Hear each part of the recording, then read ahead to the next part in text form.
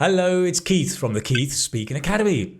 In today's video, we're going to watch an IELTS speaking mock test, a practice test with a student of mine, Christen from Uzbekistan. And she joined one of my courses 2 years ago, 2023, as well as Eli's writing course and Fiona's reading course. And just now in June, she got a 9 in her IELTS test with an 8.5 in speaking. So well done, Christen. Absolutely fantastic. So we thought we'd do a mock test together where I also gave her 8.5 so you can see what an IELTS speaking 8.5 sounds like. As you watch, pay attention to her fluency, the vocabulary range that she uses, collocations, also her grammar. Listen to the wide range of grammar and tenses as well as pronunciation. At the end of the video, I'll give you a breakdown of why I gave her a 9 in fluency, 8 in vocabulary, 9 in grammar, and 8 in pronunciation. 8.5 overall. Let's jump in. Hello, good morning. Hi. Hi, can you tell me your full name, please? Yes, sure. My name is Christina Hafizova, but you can call me Christen. Okay, great, Christen. So in this first part, let's talk about what you do. Do you work or are you a student? Actually, I'm working and I've been working for several years now. I'm an English teacher. And what do you like about your job? I would say my job is quite challenging, but there are so many things I enjoy doing. And one of them is helping my students grow in confidence as they master their language skills. I think it's beautiful when students work on themselves and they work towards achieving their dreams, and I'm there to help them. Okay, let's move on and talk a bit about sports next. Do you play any sports? Unfortunately, I don't. I mean, I don't play any sports, but I'm into sports. I love jogging, and I'm a regular runner, I would say. Mm-hmm. And did you do any sports as a child? No, not really. Now I'm a little bit ashamed, but that's what it is. I wasn't particularly into sports when I was younger. I only played basketball and volleyball occasionally when I was at school, but Mm-hmm. nothing else. And do you prefer to practice individual sports or team sports? Both are fun, but in different ways. Individual sports is mostly about see how far you can go and see what your comfort zone is, and it is about getting out of your comfort zone and challenging yourself. Whereas team sports are totally different. You have to know how to communicate with others, and you need to, if you're, for example, playing a game of football or volleyball, you need to feel other people and kind of predict what their next step would be. So Okay, I think it's interesting.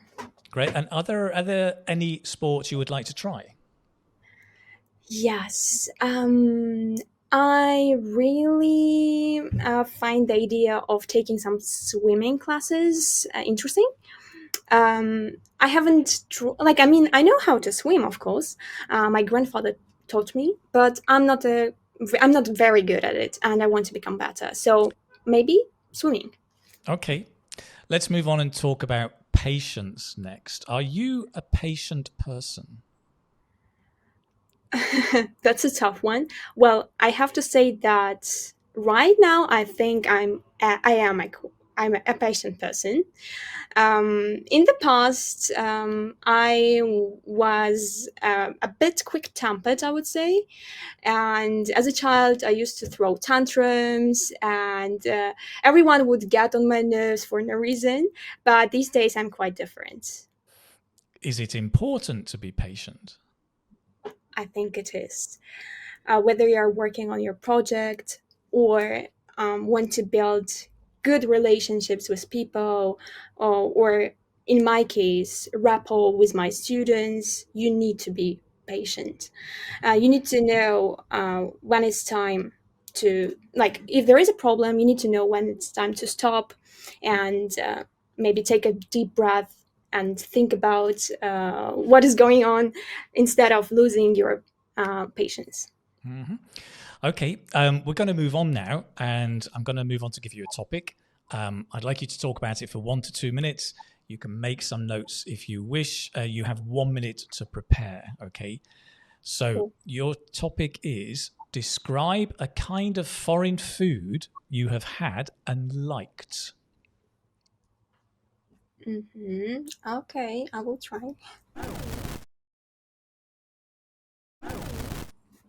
Okay, so remember you've got 1 to 2 minutes to talk about this. Don't worry if I stop you, I'll tell you when the time is up. Can you start talking now, please? Yes, sure. The event when I tried some foreign dish that I liked happened around 3 years ago.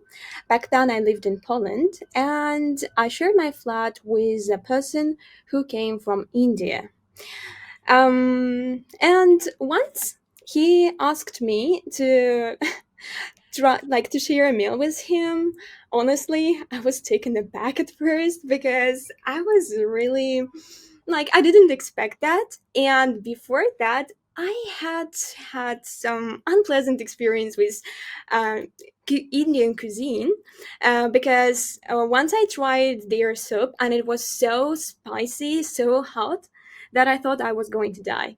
But so going back to my point, he asked me to share a meal, and I was a little bit hesitant. I didn't know what to say, but I really didn't want to, make him sad.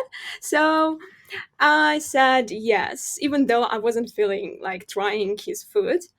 But I saw how he was cooking it, and it felt like it looked quite good and safe.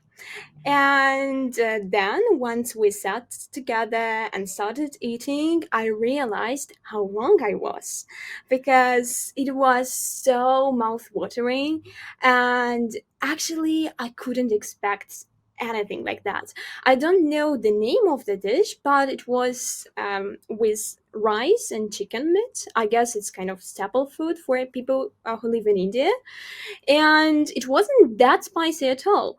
Um, as we were eating and sharing some good stories over a meal, I felt so good about being able to explore something new and also connect with my friend on a Okay, I'm going to different. stop you there. Thank you very, very much. Okay, great. So we've been talking there about a foreign food that you've tried. I'm going to go on and ask some questions related to that next. Okay, so let's talk first of all about eating and in your country. So in your country, do people cook at home as often as they did in the past?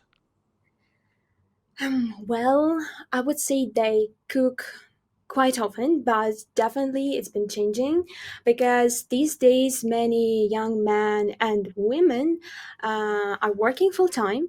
So rarely do they have enough free time to cook meals for their family on a daily basis.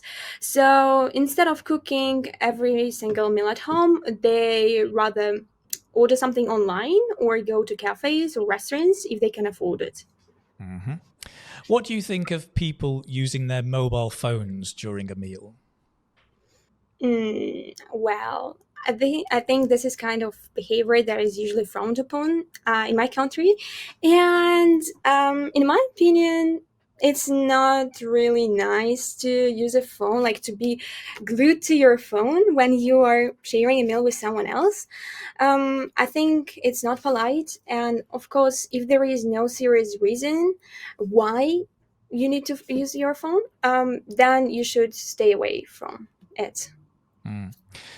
Do you think it's important to communicate with your family when you're eating together? I do find it important, um, because these days people are so busy with their work and studies, and they don't spend as much time together as they used to.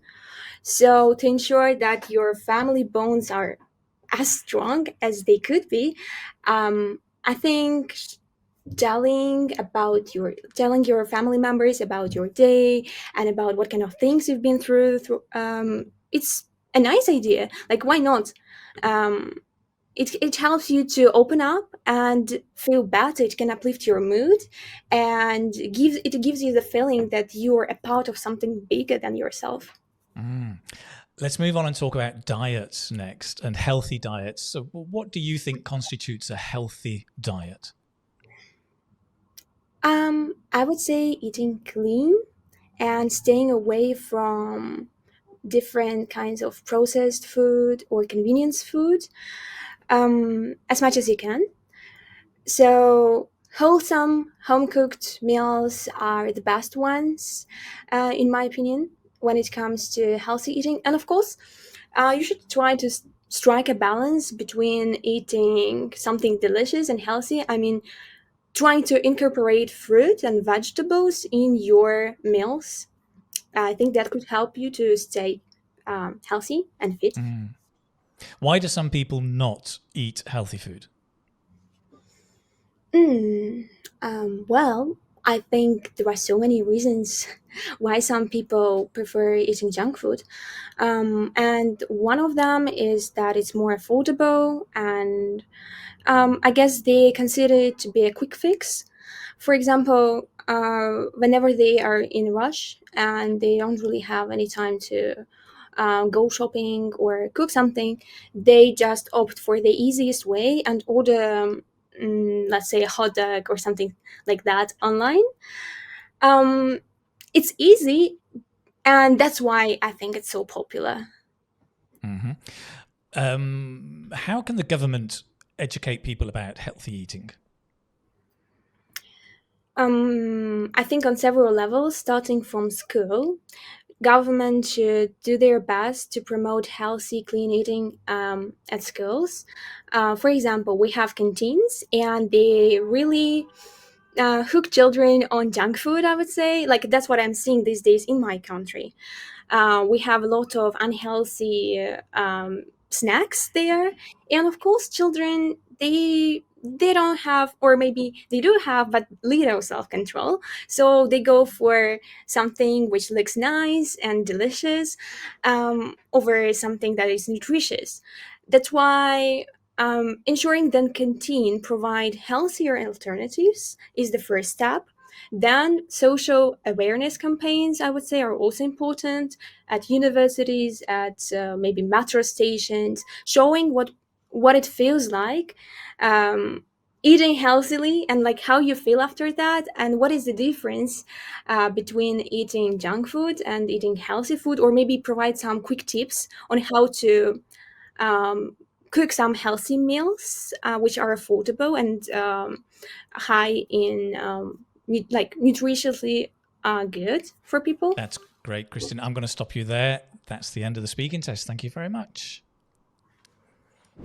There you have it. What an amazing performance. Well done, Christen. Really, really powerful and a good test.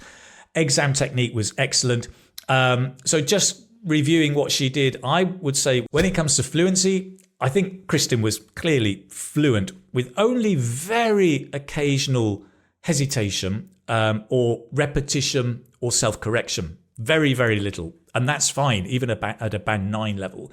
Any hesitation is, I felt, for content, for ideas rather than grammar or words. She develops her topics beautifully and coherently, even in part 1. So I would give her a 9 for fluency.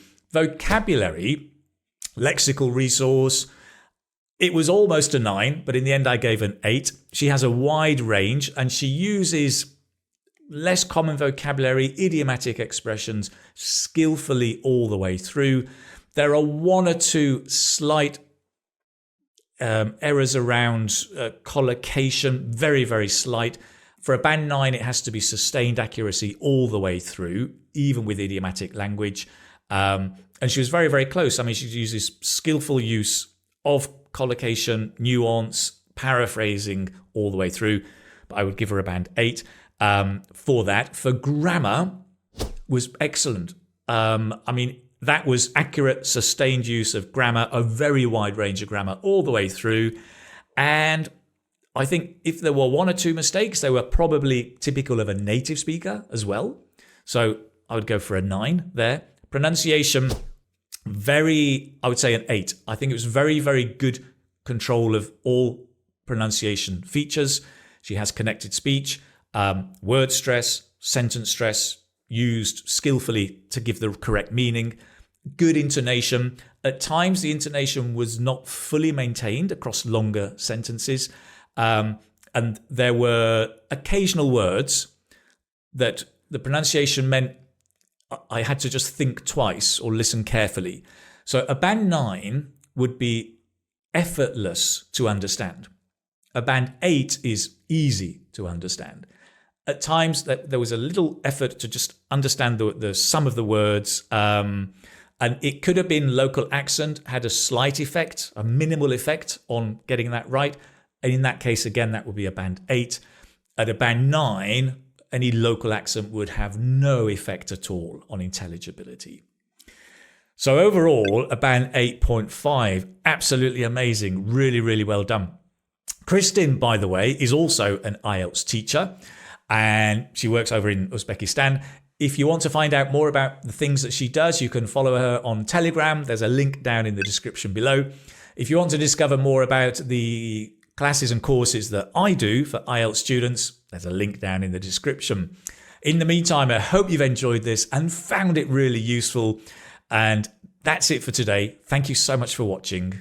Do remember to subscribe, and I'll see you in the next video. Oh, by the way, when you go to subscribe, you'll see the join button next to it. That join button means you can join the membership, my channel membership here on YouTube. If you become a Keithian, joining the channel membership, for just $2 a month, you'll get extra videos with me, more intimate, relaxed conversations, talking about learning English, preparing for IELTS, as well as more model answers and sample answers for different IELTS questions to help you prepare more effectively for your IELTS speaking test. So all you have to do, press the join button, $2 a month, come and join me, become a Keithian, and also support all the work I do here on YouTube. Excellent. Listen, have a wonderful day, and I'll see you soon. Take care, my friend. Bye-bye.